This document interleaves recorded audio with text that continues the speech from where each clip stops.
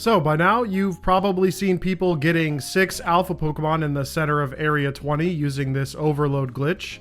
And you may have even seen my Charmander video, where I overloaded the Charmander section with all 7 of its spawns, so you can get guaranteed Charmanders every time, up in the efficiency of that hunt. And maybe you even saw this short or my tweet about me overloading all of Zone 20 to the point where all of my starter spawns were absolutely juiced. Or maybe you've seen none of that and you have no idea what we're talking about. And don't worry, we're gonna do a full breakdown of what the spawn overload glitch is, how to do it, how to make it more consistent, what it works for, what it doesn't. And I mean, I've been testing it for a few days now, and I think I've pretty much got it down to a science. So for those who have no idea, let's break it down real quick.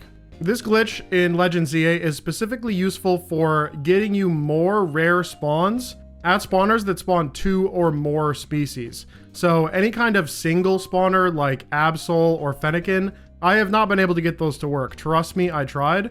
But if a spawner in the game allows you to find more than one species there, then it's pretty likely that this glitch can be used to overload it and get the rare spawn 100% of the time, which can be super useful, like Hawlucha, which often pairs spawners with Pidgey, Dragonair and Dratini share a spawner, the holes with Chespin and Diggersby share a spawner, the holes with Drillbur and Gibble share a spawner, although those are kind of a pain in the ass to set up. Don't you worry about that. We'll get there. So I'm going to show you all of my personal picks for the best use cases for this glitch, cover how to set them up step by step, cover the best way to hunt that area, and we're going to start with the easiest ones and work our way up to the most frustrating so you can get comfortable using the glitch. And our first one is going to be the Hotel ZA Turbo Tree.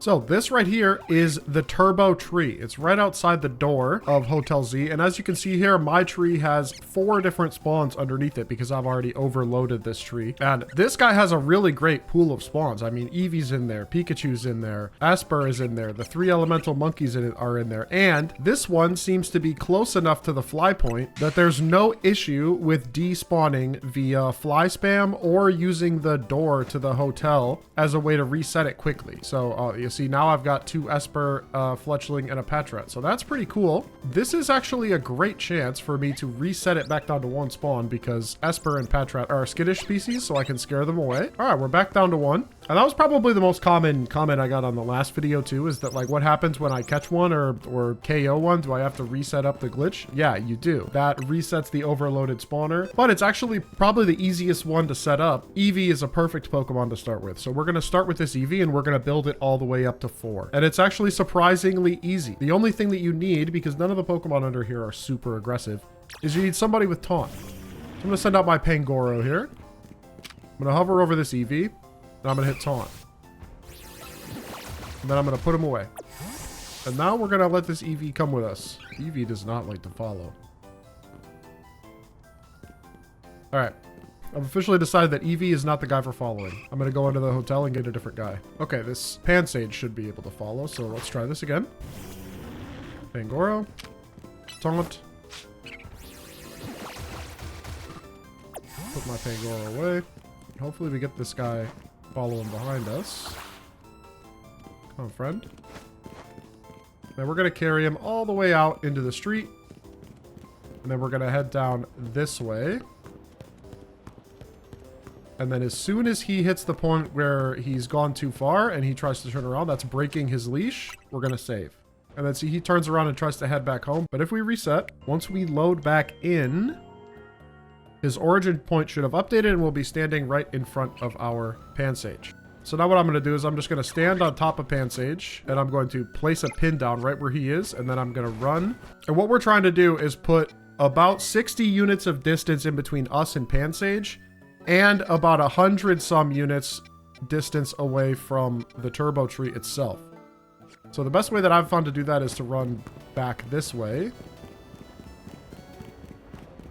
To right about, we'll do it at 60 on the dot, just to see if it works. We're 60 units away from the Pansage that we saved with a different origin point. And we're 100 units away from the tree. So we're going to save here. Reset again. And now we need to go back to the tree and check and see if there's a new spawn there. I believe that distance should be enough, 60 and 100. Indeed. So now there's a Baneri under there. So that's great. So now what we need to do is we need to lure the pan sage back within 50 meters of the tree. This is the critical step that I was missing in the Charmander video. And this is how we guarantee that the spawns lock in. So we need to taunt the pan sage again. And then we just have to get him to follow us. There we go. He's back to following us. And then he's going to hit that leash break point again sometime soon. And then we're going to save again. You don't necessarily have to get him all the way to the point where he breaks the leash for this step. You just need to make sure that you get him back within the 50-meter radius of his original spawner. So now we reset the game a third time. So there's 3 steps where you need to reset in this process, right? The first one is when you break the leash of the original spawn. The second one is when you go 60 plus meters away from the guy that you broke the leash on. I call that sending the signal in the last video. And then the third step is after you've confirmed that you got an extra spawn, you lure the original Pokemon back into the 50-meter radius of the spawner. And so when we load in, now we've got Baneri under the tree, we've got Pansage right here, and now all we have to do is do something that clears the screen. You can do a bench, you can feint, you can fly. In this case, because the hotel door doesn't autosave, I would prefer things that don't autosave. So feinting, benching, and going through doors won't autosave, but doing a fast travel will. So if you didn't get him close enough to the spawner in order to cause the overload, then fast traveling might make you have to go back and do things again, right? But as you can see now, we've got 2 spawns under the tree. They're locked in, and this is now safe to just fly spam, and it's been overloaded to 2. But like I said, this can overload all the way up to 4. Because this method is so consistent, and this is so easy, it's all just flat terrain with no other Pokemon around, it's really easy to just max this one out at 4 and never worry about it again. All you got to do is make sure that the next time you lure a Pokemon, you don't have a skittish one under the tree. So Esper is skittish, Patrat is skittish. If those guys run away and despawn, then your tree will lose. Yeah, like that Esper, that would lose me my second spawn. Okay, so we've got Pidgey and Panpour under there right now, and those 2 are actually capable of following you. And if you could get 2 to follow you, then it's actually possible to double overload it and you could get it up to 4 immediately. Or you can do it 1 by 1. Either is a totally viable method. I'm gonna see if I can get both following me. Okay, Panpour is on me. I don't know if Pidgey is on me, though. Pidgey is on me. Panpour gave up. That's all right. We're just going to lure Pidgey. Come on, friend. There we go. Health bar went away. We instantly save and then reset. As you'll see over the course of the video, this 1 by 1 method seems to work very consistently. I've had pretty much no issues getting spawners to overload once I figured out that, like, all you need to do is lure the spawn back after you've confirmed there's a duplicate spawn. So we have 2 under the tree now. We've got our Pidgey at 60 away from us. We're going to save again. Do our second save. We're going to send the signal, as I've called it. And then just like before, we head back to the tree and see if now we have 2 spawns under there. That would mean that the glitch worked and we can set it up to get a third. So we check under the tree. And there is only 1. So it did not work this time. So we're going to reset. If you don't see 2 spawns under the tree after luring your second one away, then you might need to adjust your distance a little bit. So right now I'm at 60 from Pidgey and about 104 from the tree, and it didn't work this time. It's not always perfect. So 60 didn't work, so we're going to inch it out back to like 65 and then throw another save and then reset again. The big thing that needs to happen is we need to see that second spawn under the tree so that we can lure Pidgey back, save again, and then have 3 spawns under the tree, because once we fly, the spawner will check and see how many active spawns it has on the map. And then if it sees 3 inside its radius, it goes, oh, so my maximum spawns is 3. Okay, so now we've got Esper and Patrat under there. So now we're in good shape. And so once again, we just need to grab Pidgey. We'll use Taunt on him because he's not super aggressive. And then we just need to lead him back within 50 meters of his original spot. Oh, he actually got past the rock that time. He just broke his leash. The health bar went away. We save. Close. Reset. And so now we've got 2 under the tree.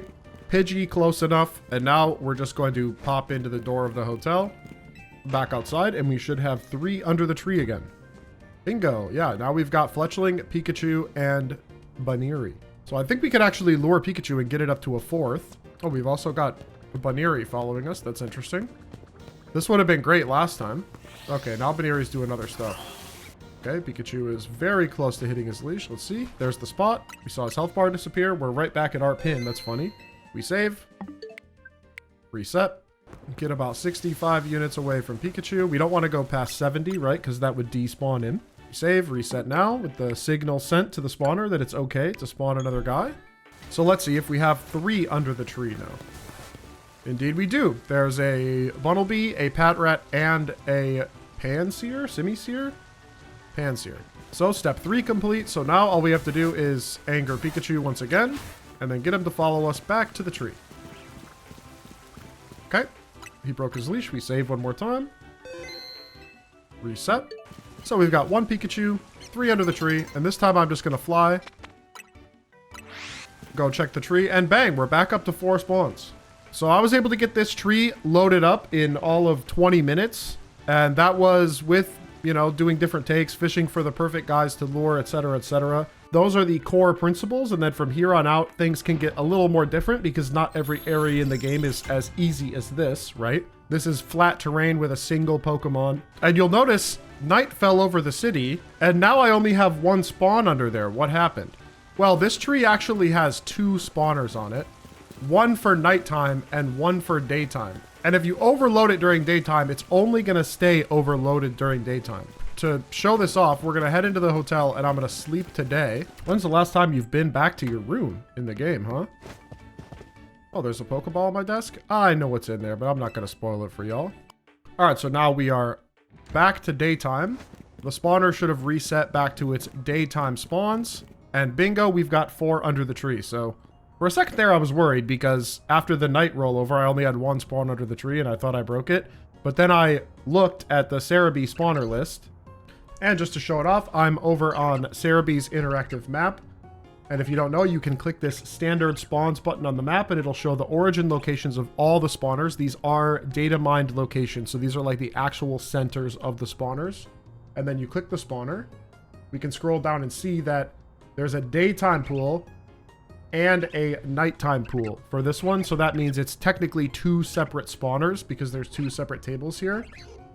So if you wanted to fully max out this spawner, you need to max it out for daytime and nighttime. So yeah, that sets up the core principles of the spawn overload glitch. And it's a pretty cool location to start things out. But now we're going to get into some ones that can be a little more tricky, but also a little more useful. And so our next one is going to be Dratini plus Dragonair.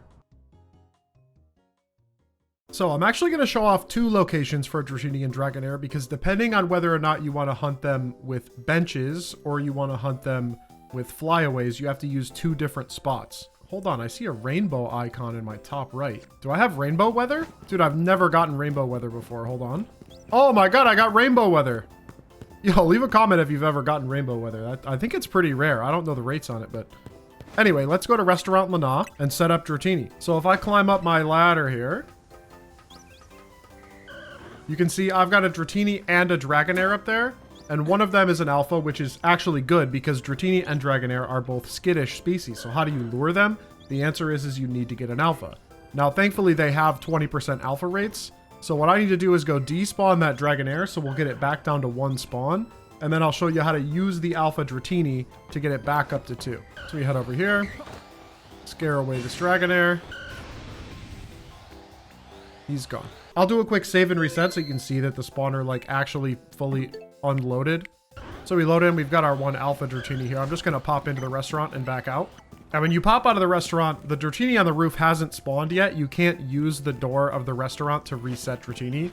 But if we climb up the ladder here, we get past a certain point, and then he should pop in. And we didn't get an alpha, so we need to reset it.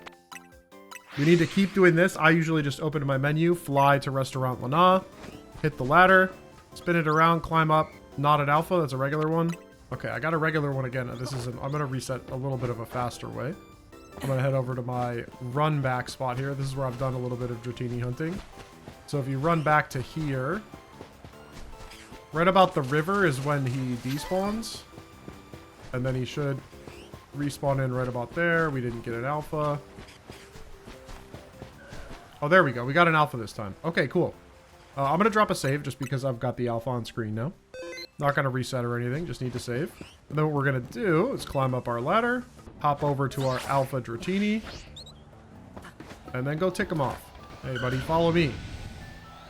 So we're going to get him to drop off the roof. Just like that. And then we're going to lure him up these stairs.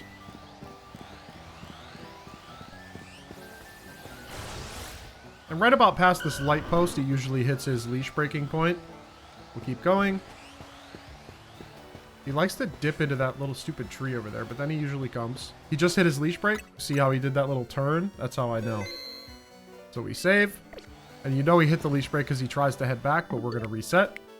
And when we load in, his new origin point will be wherever he was when we hit save.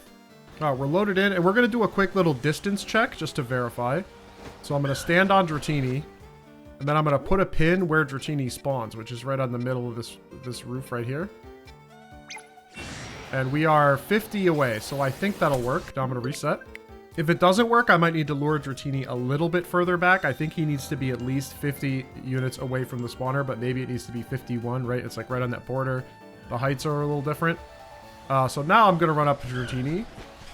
I'm going to put a pin down right where I'm standing, and then I'm going to run, just like before, 65 units away from where he is at.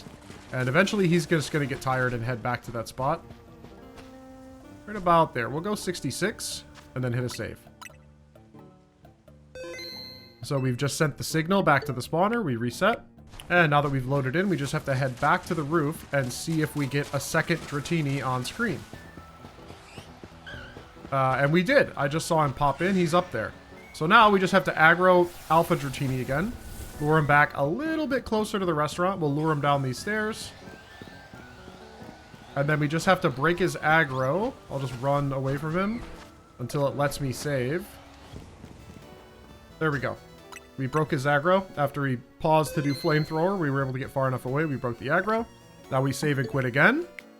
And so now remember, from the game's perspective, there are two Dratinis in range of the spawner. There's the alpha on the ground that we just lured back. And then if we climb up the ladder, we should be able to see the extra spawn that we got after we sent the signal.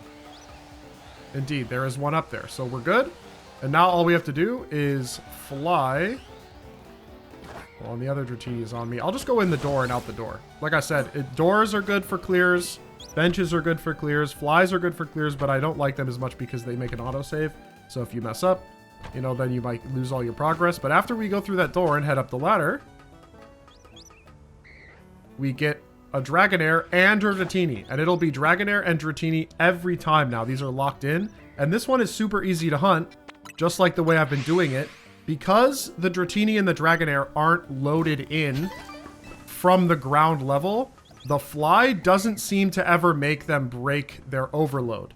So unlike the last video where using fly caused the Charmander spawns to gradually disappear, I think that's because the fly point at Centrico Plaza partially intersects with the spawner's radius, and so some of the spawns don't load in when you fly in, and so the spawner recorrects to however many spawns loaded in, so you gradually lose spawns. There are some other things that seem to lose spawns, like with this Dratini and Dragonair. If I try to do runbacks, like you might think, oh, this fly spam with the ladder method is kind of stinky. I don't like this. So you get up here, you run back to 70, they poof away. Run back to 70, run back up.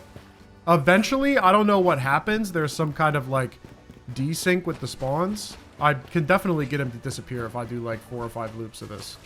And then at some point, I'll just stop seeing Dragonairs altogether. Yep. See, that was the one. I did a few rounds of runbacks, and now the spawner has corrected itself. And it's down to just a single Dratini again. So the runbacks, like, you could maybe do a few runbacks until you see, and then reset to get back. Like, if I reset now, because the last time I saved, I had the 2 spawns. The 2 spawns would return. It's really up to you. It's important to, like, test out your encounters per hour. The hunt is not fast. But yeah, see, we're back. We loaded our save, and we still have the 2 of them, and we can do this fly to Restaurant Lana and up the ladder as many times as we need until we get a shiny alpha, whatever. So that's the no bench area for these guys. But what if you wanted to use a bench for Dratini? Well, let me show you the second area, which is right over here, just above Cafe Trist. It's on this roof in Magenta Sector 8. So we're going to fly to this Pokemon Center. So we just walk around here from the Pokemon Center in Magenta Section 8. Up this Holovator. Over this bridge. Up this ladder. You can see why this one would not be very good for a fly-related method, right? The only advantage of this one is that if you wanted to use benches, if you wanted to be a little naughty, you could bench reset. And as you can see, I've already got this overloaded, so I need to despawn my Dratini here. And just scare him off. He should despawn. He's gone now, so we're back down to a single spawn. I'm going to hit the bench. Just to reset it, so you see that, you know, scaring away the Dratini reset the overload. And I did not get an alpha immediately, so I'm just going to hit the bench again. Because remember, we need to have an alpha Dratini or Dragonair in order to do the luring and leash breaking, because, you know, the skittish ones will just disappear. Ah, there we go. We got an alpha. That's perfect. Okay, so now we just repeat the steps we normally would. I'm going to aggro the alpha. And then lure him across this bridge. The Bellsprouts are getting in his way. That's fine. And in my experience, he usually breaks his leash right about there. I got the Bellsprouts on me, so I can't save. So I'm going to take out the Bellsprouts while he's running back, and then we'll do that lure step again. Okay, we took care of the Bellsprouts. We've got the Dratini on us again. Come on, buddy. Right around here, he should break his leash. We'll see the health bar go away. And then we save. And reset. So when we load in, I'm going to immediately run over to where Dratini is at and open my map. And then drop a pin. Just like this. I'm going to click my left stick. Like if your cursor's not over your guy, if you didn't know, you can hit left stick to immediately center it over your arrow. And then just hit A to put a pin directly where you're standing. Because moving around the rooftops makes checking distances a little annoying. But once we've got that pin down and we move kind of far away from Dratini, he should get tired of chasing us after a little bit and then go right back to where he was when we saved. Yeah, he got tired. I'm going to make sure he gets all the way back there. He gets confused at the spiderweb bridge and then he fades out and then he pops in. We can just double check. Yeah, see, he popped back in right where the pin is. So now, just like usual, we're going to run away. And we want to get to that, like, 65-ish range. I usually find that this roof is just about perfect right on that corner where it's 68. And then if I drop a pin on the Dratini spawn, we are at 96. So this one might not work. Usually you have to be about 100 away. And then also 65-ish away from the other spawn. But we'll see if it works. I'm going to save. Reset. Alright, so we're loaded in. Now we have to get across this roof. This can be a little tricky. But we nailed it. Our alpha Dratini is still there. And we got a second Dratini to spawn over on the roof. So that configuration of distances seemed to work. So now remember the next step, now that we've confirmed an extra spawn, is we aggro the Dratini. We just lure him back a little bit closer to where he came from. And then I have to break aggro. And save.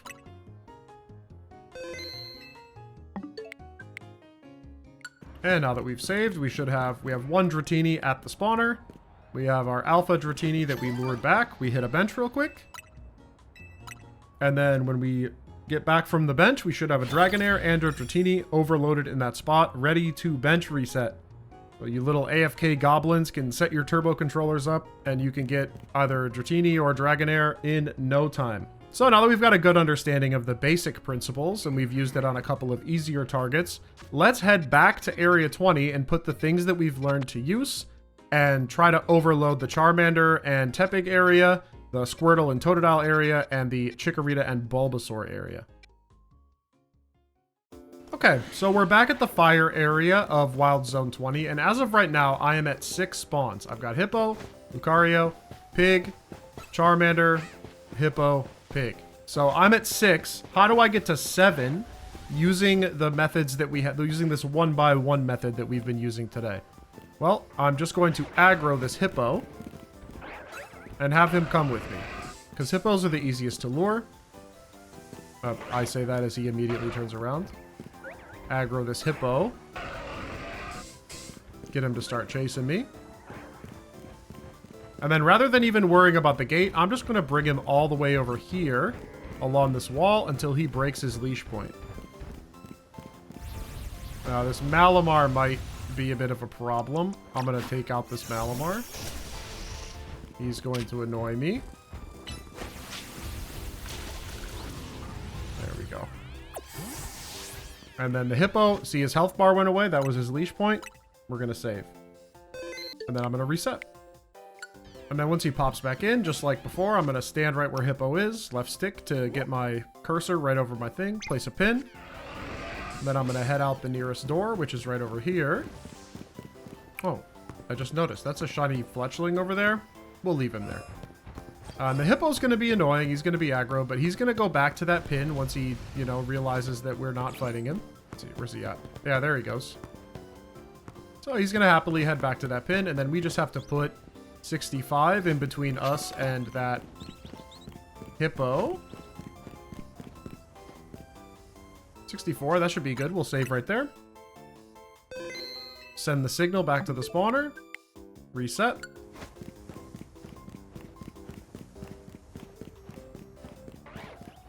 Hippo's right there, and then we're going to head back inside. We should have no issues getting 70 away from that hippo. I don't think that'll be a problem.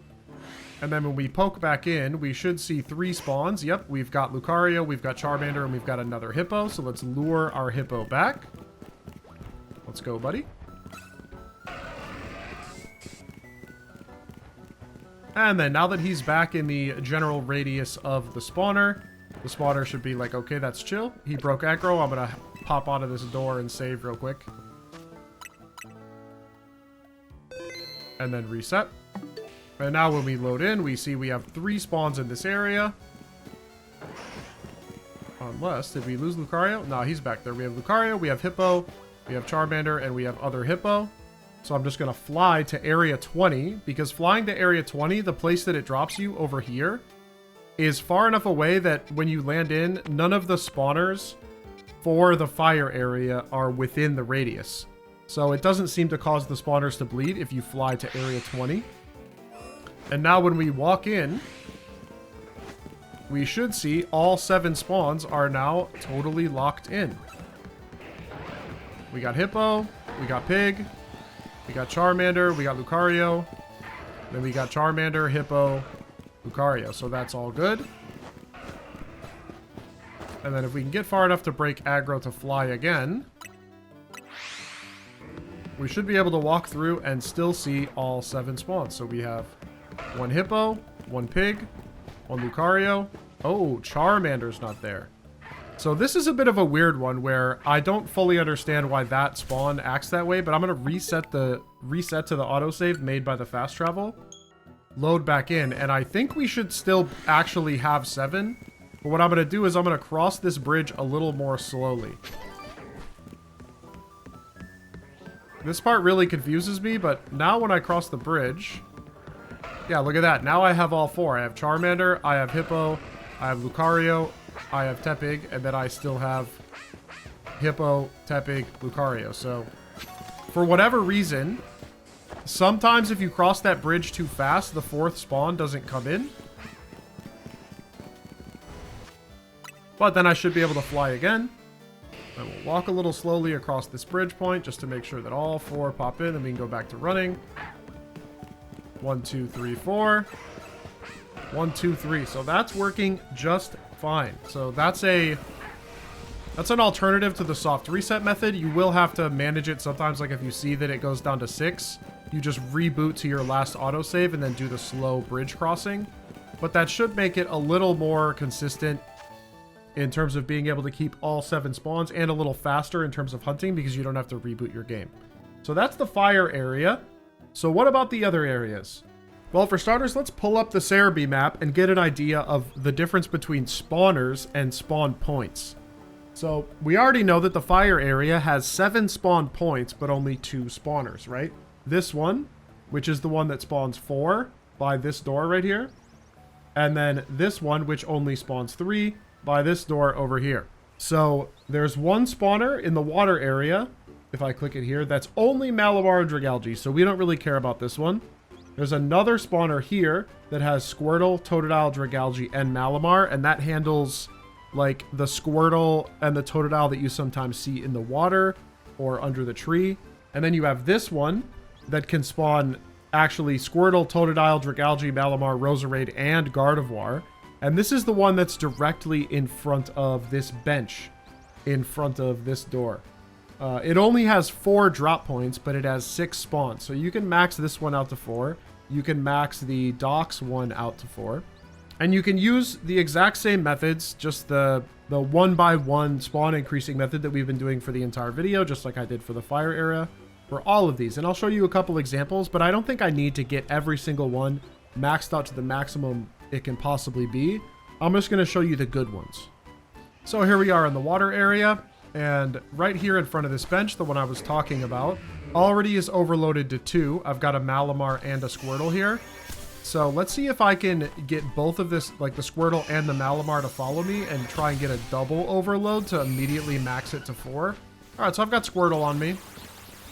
Malamar decided to not follow. That's fine. So we're just going to get Squirtle to follow until the point where he breaks his aggro. He's going to use Iron Defense and some crap. All right, we're going to taunt him. He's being annoying. There we go. Now he's following. Health bar went away. Leash broken. Hit the save. Reset. Same flow as before. We'll stand right on Squirtle. Drop a pin. And then just head out the door. And we'll watch him go all the way back to the pin since we, got far enough away that he decided to screw off. And then we just got to put 65 between us and Squirtle. About there. Hit a save. Reset. And we'll load in, spin back around. And let's go see if we got 2 spawns back near the bench. We should. Yep, we got Squirtle and Roserade. You can see him right there. So we lure back our Squirtle. That Fletchling shiny sound is going to be driving me crazy. I might have to go deal with him. Well, come on, Squirtle. All right, we've lured a Bulbasaur, but that's fine. And at this point, he's close enough to the spawner, but we'll just wait until he breaks aggro. We'll save again. Reset. And now we've got Squirtle, Roserade, and Squirtle in front of this bench. And then we can just hit the bench to do the screen clear. And the spawner sees, oh man, I've got 3 spawns in my radius. My max spawns must be 3. Boom, look at that. We got Squirtle, Dragalge, Roserade. And then if I can hit that bench another time. And this bench is nice because if you have the alphas in the center overloaded like I do there, 3 of the alphas in the center are also in the radius of the bench. So you can bench 3 of the alphas as well as this spawner in front of the bench, which goes up to 4. When you're getting it up to 4, you would use the exact same method I just did to get it up to 3. The only thing you have to be wary of is if you get a Gardevoir, they're skittish. So if you scare the Gardevoir and it despawns, then you will lose one of your extra spawns. So just be very careful if you see Gardevoir. When you're running around your overloaded areas, if you don't want to mess them up, just be very cautious of scaring a Gardevoir because that'll cost you one of your extra spawns. And that's also a problem when we get to the grass area. But another fun thing, like there's a Gardevoir, I don't want to scare it. But the other nice thing about this one is that the spawn origin point for it is close enough to area 20 that you can just fly spam area 20. So every time I hit area 20 here, all of those guys are spawning in. Do one more fly. And this doesn't seem to disturb the spawns either. I think all 4 of the spawn points are within the radius of the player when you drop in from the fly to area 20. So this one doesn't bleed spawns the same way that flying to Centrico Plaza causes the Charmander one to gradually lose spawns. So this one's really, really good. It can get you Totodile, it can get you Squirtle, it can get you Malamar, Dragalge. The Docks one, some of the spawns will come in if you do fly spam, but I don't really like this water one as much. I mean, it does get you more Totodiles and Squirtles. You get a guaranteed Totodile and a Squirtle, but they spawn like back here in the water and they're kind of a pain to check. But they might be in the radius of the bench. I mean, by all means, give it a shot, right? So that's my recommended pick for the water area, is fly spamming area 20 with these 4 right here. And what about the grass area? So we've got 2 options, and they are both hit by this bench right here. We've got 4 spawns on the right. I've already got that one fully overloaded. And then we've also got this one on the left, which I think as of right now, I only have the 1 Roserade. So what I'm going to do is I'm going to take that Roserade and I'm going to get a couple more spawns around that bench. Now, you do have to be careful when you're doing the grass area because of the Gardevoirs that I mentioned earlier. Gardevoirs can be really annoying. I've somehow kited a Bulbasaur from the other area, and the Roserade is doing something completely different. There we go. Now it wants to follow me. All right, I'm going to taunt the Roserade just to be sure. It's being kind of annoying. Yeah, I can take the Roserade from here. You're taunted. Why did you back up? There we go. Now it's following. So we'll take this Roserade over this way. We broke its leash, so we save. And reset. Drop a pin on our Roserade. Head out the door. And I'm just going to head in this direction. Still about 65. 66. Hit a save. Reset. Make our way back in and see if we got the second spawn over in that area. We should. Fletchling tormenting me. Looks like we didn't. Our other one's still at 4, but this spawner did not go. So let's do a little distance troubleshooting. Our Roserade was here, and if we look at the Serebii map, the spawner that we're targeting is this one right here. So I'm going to throw a pin there on the map. Right there. Ah, yeah, see? That's only 41 away. So we didn't quite get our Roserade far enough. It broke its leash, but it's not far enough from the spawner. So I need to lure it a little bit further. And then now I could actually pop out the door and save.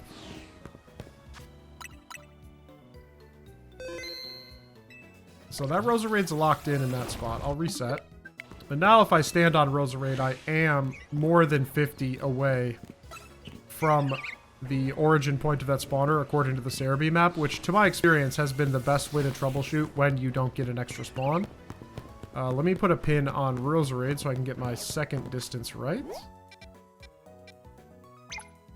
That should be good enough. Get back to 65, save.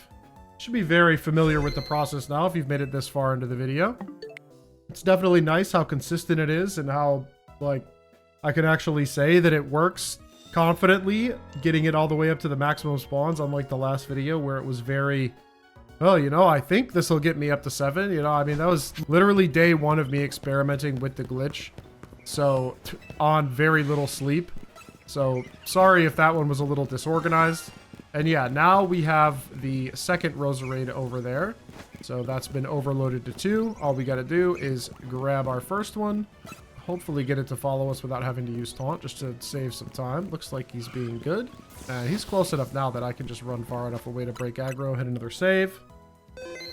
Reset. Right, we got a Roserade there, Roserade there. I'm going to hit the bench. And yeah, now it's spawning 2. Now we got a Chikorita and a Gardevoir over here. And we've still got all 4 spawns over there. So if you get this one maxed out and you avoid scaring any Gardevoir to lose the extra spawn, then you can set up this bench to cook, and then you're getting 8 different Pokemon every single time. You're getting 2 Chikoritas, 2 Bulbasaurs. I mean, that's about as good as you can get for any kind of shiny, even if it is a bench reset. There's no good fly point for these ones, so the bench is really your best option. But yeah, you would just repeat the same steps we've been doing for the whole video. Max out that other spawner the same way that this one over here is maxed out, and then you're good to go. So now that I've thoroughly shown off the setup, and I've shown off all the different steps that you can do, let's just go over a few more of my favorite areas. I don't think I need to go through and show you the absolute every single step of all these remaining areas, but I want to show off that these ones do work. So the first one is this Hawlucha and Pidgey spawner right here, just by Cafe Kizuna. This one is mostly Pidgey, sometimes Hawlucha. And it's within range of this bench right over here. And so I was able to get this one set up by luring a Hawlucha over to this little platform right over here. And he breaks his leash right around this spot. And then I think I had to wind up going over onto that roof in order to get the second spawn to show up. But then this one will spawn Hawlucha 100% of the time when you use this bench. So that's pretty useful. You know, normally you wind up phasing on Pidgey a bunch of times, but you can hit this bench. And yeah, you get one Hawlucha and one Pidgey from this bench every time you hit it. So this one's pretty great. Sometimes the Hawlucha like spawns behind this little thing and you can't quite see him from the bench, but he is there. So if you get a shiny from that one, please let me know. The next spot you might have seen was right here in Wild Zone 17 with these Diggersby / Chespin holes. And you can take out the Pyroar, lure the Diggersby up this staircase until their leashes break, and then go out that door right there, and then you can use that to overload these. And then each hole will duplicate and become 2 holes, one with Diggersby and one with a guaranteed Chespin, so you don't have to worry about the Chespin rates. And then this one can be hunted by just fly spamming Area 17, so that one's really good. Panfro Games made a guide on setting this one up. If you want to check that out, if you need to see a visual example, I highly recommend that. Shout out Panfro Games. I'll have a link in the description. And then Panfro also made a video on Onixes over in Area 14. And these guys work very much like Chespin. So there's that hole there and that hole right there. You can use the methods in this video, or you can check out Panfro's video on how to duplicate those holes and get 100% Onix. And then you can actually reset those because they're within radius of fly spamming the Wild Zone 14 point. And then the last one that I think people will be really excited about is the Gibble holes in Area 8. Now, these ones are a little more annoying. And to be honest, I'm not 100% on the best way to set them up. The way that I did it on stream is I took Alpha Drillbur, because Alpha Drillbur are a high enough level in this zone to actually learn Dig. And then I lure them over to the door and I get them to use Dig so that they dig out of the zone. And then you can do the normal like distance manipulation stuff. See, the Drillbur just dug out of the zone and now I've got him outside. And then you can manipulate his radius to get him away from the spawner, which according to Serebii is in the center. And then you can get them to overflow so you get some guaranteed Gibble. But the problem with this one is that it's really hard to tell when you've got it working. You kind of have to just try it on faith. And then when you come back and run around, you'll just notice you're getting like some guaranteed Gibbles instead of the normal 8% spawn rate. In theory, you could probably get this zone up to like many guaranteed Gibbles. I don't know what the maximum is because it's really hard to get the Alpha Drillbur to play along. They really don't like using Dig. But once you get them outside of the zone and saved and you start messing around with them, it can be very good. More exploration needed on this. That's why I'm not going to do an in-depth guide on Gibble and Drillbur in the video. But if you want to, you know, really push the limits of this and go experimenting, like, please experiment around in this Gibble and Drillbur zone, because that 8% Gibble spawn chance and having to check all the holes is brutal. And that's going to do it for me on this one. I think we covered basically everything I wanted to with respect to the spawn overload glitch, and I hope that this answered a lot of the questions that were left floating in the air after I put out the Charmander video. I've certainly learned a lot in the last few days just from experimenting around with it, trying all the areas that I thought looked good. The Serebii map was a huge help in seeing all the different spawners that have multi-species spawns. After I found out that you can't do single spawners with this, it would have been nice if we could duplicate up spawns for things like Absol and Fennekin and all that, but unfortunately it just doesn't seem to work that way. Over under on this getting patched, I don't know. It's a clean 50-50 as far as I'm concerned. Game Freak, they're typically not super fast about patching things, and they don't often patch stuff like this. But we're in a new era of Nintendo Switch 2, and you know, you never know. That we might get a patch for this in a week, we might get a patch for this in a month, we might get a patch for this when the DLC comes out. There's really no way of knowing. As always, please like the video, leave a comment if you've tried this out, gotten some shinies. I'd really appreciate it if you took the time to click the subscribe button. And there's this new hype feature that I keep seeing on mobile that apparently boosts small creators' videos. I don't know if I count as a small creator, but I do have the hype button under my video. So if you see the hype button, I mean, click it. It's another free button click and it boosts my video in the algorithm. Now that I'm pretty much done with this glitch, I can finally start playing the game again. I still don't have the shiny charm. I've been dumping so many hours into just researching different spots for shiny hunting, and now this spawn overload glitch to the point where everybody else is pretty much ahead of me. They've got all the shinies they wanted. I've just been testing stuff out. So I hope to see you guys on stream. I'll also be putting some more videos up on my collab channel with I'm a Blissey, where we do battling content. We're playing around with the ranked mode and having a lot of fun. It's called No Bottle Caps. You should definitely check that out. But that's everything from me today. Thank you guys so much for watching. Peace.